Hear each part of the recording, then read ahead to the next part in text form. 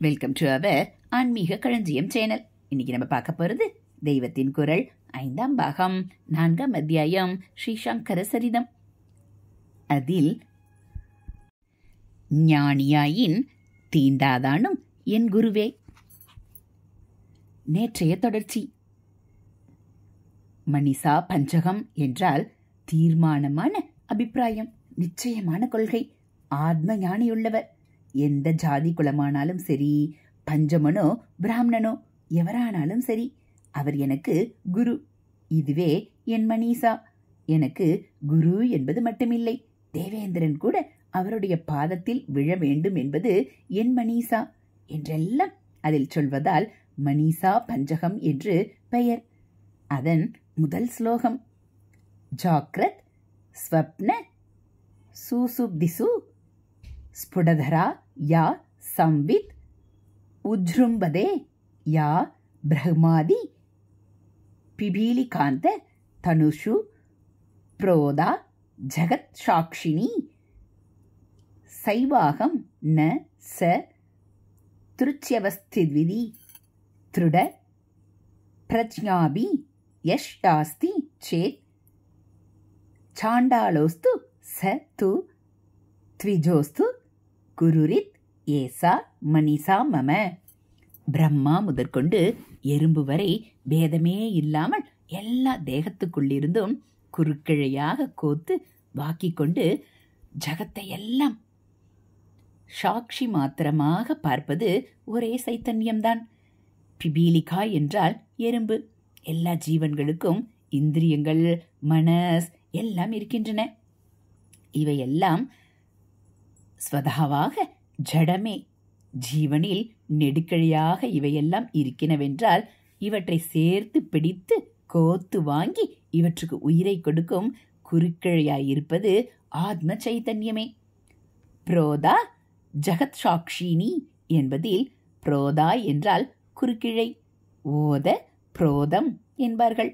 ஓதம் நெடுக்கிழை, புரோதம் குறுக்கிழை, பாவம் ஊடும் என்பவை. இந்திரியங்கள், மனஸ் எல்லாம் காரியத்தில் அகப்பட்டு கொண்டு தடமாடிக்கொண்டிருப்பவை. சைத்தன்யமோ அதனால்தான் உயிர் ஏற்பட்டு காரிய சக்தியும் உண்டாகிறது என்றாலும் கூட தான் என்னவோ காரியத்தில் மாட்டிக்கொள்ளாமல், ஒன்றிலும் பட்டுக்கொள்ளாமல் சாட்சி மாத்திரமாக பார்த்து கொண்டு மட்டும் இருக்கிறது. ஜகத் சாக்ஷினி அடி உதைப்பட்டு கொள்கிறவன் வாதியும் பிரதிவாதியும். பட்டுக்கொள்ளாமல் பார்த்து கொண்டிருப்பவன் தானே சாட்சி. சகல ஜீவ ஜந்துக்களிலும் ஒரே சைத்தன்யம் இருப்பது மட்டுமில்லை, ஒவ்வொரு ஜீவனுக்குமே எண்ணி முடியாத நிலைகள் இருக்கின்றன அல்லவா? இவை முக்கியமாக 3 அடங்கிவிடும். ஜாக்ரத் என்னும் விழிப்பு நிலை, ஸ்வப்னம் என்னும் கனவு நிலை, சுசுப்தி என்ற தூக்க நிலை.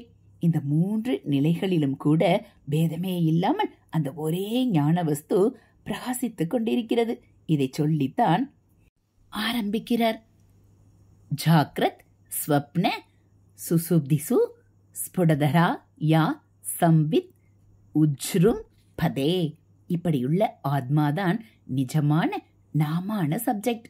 பாக்கியெல்லாம் வெளிலோகம் மாத்திரமில்லை. நம் தேகம், இந்திரியம், அந்த கரணம் ஆகிய எல்லாமும் கூட ஆப்ஜெக்ட் தான். நாம் இல்லை. பார்க்கிற உள் வஸ்து ஆத்மாதான். பாக்கியாவும் பார்க்கப்படுபவையான ஆத்மாவல்லாத வெளி வஸ்துக்கள் தான். அவை தான் இல்லை, ஆத்மாவே தான் என்ற உறுதியான பிரஞை, அனுபவ அறிவு எவனுக்கு இருக்கிறதோ அப்படிப்பட்டவன் பஞ்சமனானாலும் சரி, பிராமணனானாலும் சரி, அவன் என் குருவே என்று நிச்சயமாக அபிப்பிராயப்படுகிறேன். சைவாகம் சாட்சி மாத்திரமாயுள்ள அந்த சைத்தன்யமே நான். ந ச திருச்சிய வஸ்து இதி. பார்க்கப்படும் கண், காது, மூக்கு, மனசு, உலகம் முதலிய எதுவும் இல்லை என்ற, அதாவது ஏகப்பட்டதாக விஷயங்கள் இருந்தாலும் அவற்றை எல்லாம் அறிவது ஒரே அறிவுதானே.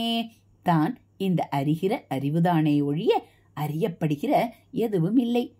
என்ற திருட பிரஜாபி யஷ் யாஸ்தி ஷேத். அசைக்க முடியாத ஞானானுபவம் எவனுக்கு இருந்தாலும் எஸ் யாஸ்தி சேத், அவன் எவனாக வேண்டுமானாலும் இருக்கட்டும். சாண்டாலோஸ்து, தீண்டாதானாகத்தான் இருக்கட்டும். த்விஜோஸ்து, அல்லது பிராமணனாகத்தான் இருக்கட்டும். இந்த ஜாதி வித்தியாசம், மற்ற வித்தியாசம் எதுவும் அப்படிப்பட்ட ஞானியின் விஷயத்தில் இல்லை. ஆகையால் அவன் எவனாயிருந்தாலும் குருரிதி ஏஷா மனிஷா மம, நமக்கெல்லாம் குருவாக இருப்பவன் என்பது என் உறுதியான கொள்கை. இது முதல் ஸ்லோகம். முழுக்க சொல்லப் போகிறேனாக்கும் என்று பயப்பட வேண்டாம். கடைசி ஸ்லோகத்துக்கு வந்து விடுகிறேன்.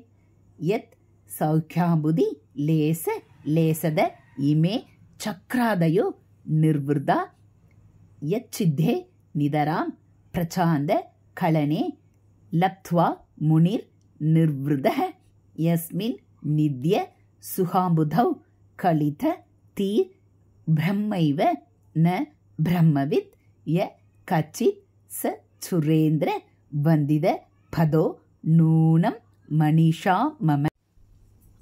ஆனந்தாம்புதி என்று பஞ்சமன் பெரிய சமுத்திர மாதிரியான ஆத்மானந்தத்தை சொன்னானே, அதையேதான் ஆச்சாரியாலும் இந்த ஸ்லோகத்தில் 2 இடத்தில் சௌக்கியாம்புதி என்றும் சுகாம்புதி என்றும் சொல்கிறார். சிஷ்யன் என்றால் குரு வசனத்தை திருப்பி சொல்லணும். ஜகதாச்சாரியால் என்று நாம் சொல்கிற எவனோ ஒரு பஞ்சமன் ஞானியா இருக்கிறான் என்று தெரிந்து கொண்டவுடன் அவனை குரு என்று சொல்லிவிட்டார். மணிசா மணிசா என்று திரும்ப திரும்ப அடித்து சொல்லிவிட்டார். அவன் சொன்ன ஆனந்த சமுத்திரத்தையும் இங்கே 2 தடவை சொல்லிவிடுகிறார்.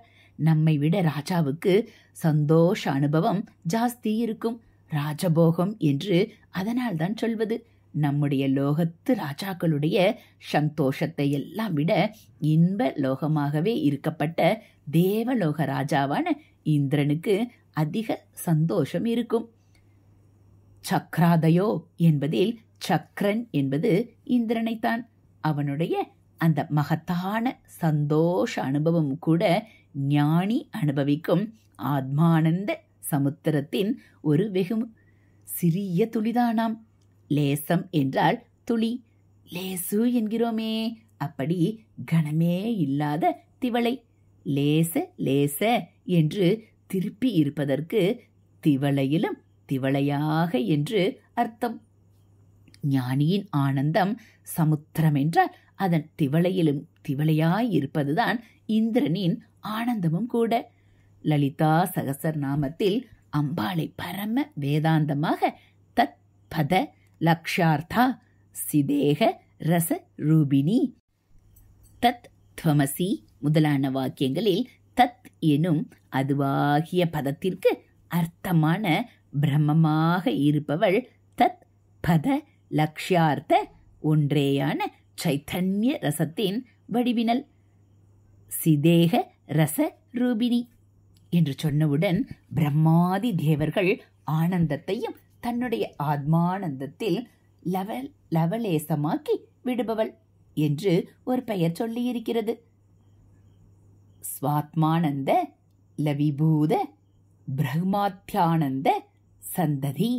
உபனிஷத்திலும் இந்த ஆனந்தத்தின் ஒரு மாத்திரையை கொண்டுதான் அத்தனை ஜீவகுளமும் ஜீவிக்கிறது என்று இருக்கிறது. இந்திரனுக்கு அந்த ஆனந்தம் என்னவென்று தெரியாது. ஆனால் ஞானிக்கு தெரியும். ஞானியை முனி என்று ஸ்லோகத்தின் 2ஆம் வரியில் சொல்லி இருக்கிறது. சித்தம் அப்படியே அடங்கி பிரசாந்தமாக உள்ள ஸ்திதியில் அவன் அந்த பேரானந்தத்தை சம்பாதித்து விடுகிறான். யத் சித்தே நிதராம் பிரசாந்த களனே லப்த்வா முனிர் நிவ்ருதக. நிவ்ருத்தி என்றால் ஆனந்த திருப்தி. முதலில் சக்ராதயோ நிவ்ருதா என்று இந்திராதியரின் ஆனந்த திருப்தியை சொல்லிவிட்டு இங்கே ஞானியின் ஆனந்த திருப்தியை சொல்கிறார். இந்திராதியர் ஆனந்தப்படுவது புத்தியை வைத்துக்கொண்டு புத்தியால் வெளி ஆனந்தங்களை தனதாக நினைத்துக்கொண்டு சப்ஜெக்டை விட்டு ஆப்ஜெக்டை பிடித்துக்கொண்டு என்னவோ திவளை ஆனந்தம்தான் அவர்கள் அடைகிறார்கள். இவன் ஞானி. சமுத்திரமான ஆனந்தத்தை அடைவதோ புத்தியினால் அல்ல. இவனுடைய புத்தியும் இவனுக்கு வேறான ஆப்ஜெக்டாக அந்த சமுத்திரத்தில் நழுவி விழுந்து கரைந்து போய்விட்டது. கலித தீ என்றால் அதுதான் அர்த்தம். நித்யானந்த சமுத்திரத்தில் ஞானியின் புத்தி கரைந்து போயாச்சு. யஸ்மின் நித்ய சுகாம்புதவ் கலித தீ. புத்தியால் அறியும் போது அது அறிகிற எல்லாம் அதற்கு வேறானவை. புத்தி அழிந்து போன பின்தான் பிரம்மத்தை அறிய முடியும். இப்படி அறிந்தவனே பிரம்மவித் என்று நாம் என்னவோ நமக்கு புரிகிற பாஷையில் சொல்லிக் கொண்டிருந்தாலும் இங்கே அறியப்படும் வஸ்து அறிகிற வஸ்து என்று இரண்டே இல்லையே. புத்தியால் அறியும் வரை சரி, புத்தி அறிகிறது. அது எவற்றை அறிகிறதோ அவை அறியப்படுகின்றன. இப்படி வித்தியாசமாய் இரண்டு இருக்கின்றன. அதுதான் துவைதம். புத்தியே கரைந்து மறைந்து போய்விட்ட பிறகு பிரம்மத்தை அறிவது என்றால் எதை கொண்டு? புத்தியும் போனவிட்டு எஞ்சி நிற்கும் ஆத்மாவால் என்றால் ஆத்மாவும் பிரம்மமும் ஒன்றுதானே. அதற்கு அறியப்பட வேண்டிய வேறாக ஒன்று கிடையவே கிடையாதே. ஆப்ஜெக்டே இல்லாத சப்ஜெக்ட் அல்லவா அது.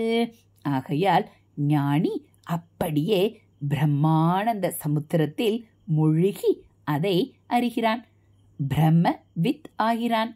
பிரம்மத்தை அறிந்தவனாகிறான் என்று ஔபசாரிகமாக சொன்னாலும் வாஸ்தவத்தில் அறிகிற இவன் வேறு, அறியப்படும் பிரம்மம் வேறு என்று இல்லாமல் இவன் பிரம்மமாகவே ஆகிவிடுகிறான். பிரம்மவித் இல்லை. பிரம்மமே யஸ்மின் நித்ய சுகாம்புதவ் கலித தீர். பிரம்மைவ ந பிரம்மவித். ஆச்சாரியால் சொல்கிறார், இப்படிப்பட்ட பிரம்மஸ்வரூபன் எனக்கு குரு. உங்களுக்கு குரு என்பது மட்டுமில்லை, இவனுடைய ஆனந்தத்தின் லேசத்தையே தெரிந்து கொண்ட இந்திரனும் இவன் காலில் வந்து சிஷ்யனாக விழத்தான் வேண்டும். இது என் தீர்மானமான அபிப்பிராயம். மணீசா ய கச்சித் சுரேந்திர வந்தித பதோ நூனம் மணீஷா மம. மணீசா என்றாலே நிச்சயமான அபிப்பிராயம் என்று அர்த்தம். நூனம் என்றாலும் நிச்சயம்தான். நூனம் மணீஷா என்று போட்டு தம்முடைய முடிவை பாராங்கல் மாதிரி உறுதிப்படுத்தி சொல்கிறார். அந்த முடிவு என்ன? ஞானிகளின் விஷயத்தில் ஜாதி, குலம், வயசு, அந்தஸ்து எதுவும் பார்க்காமல் குருஸ்தானத்தில் வைத்து மரியாதை பண்ணணும் என்பதே.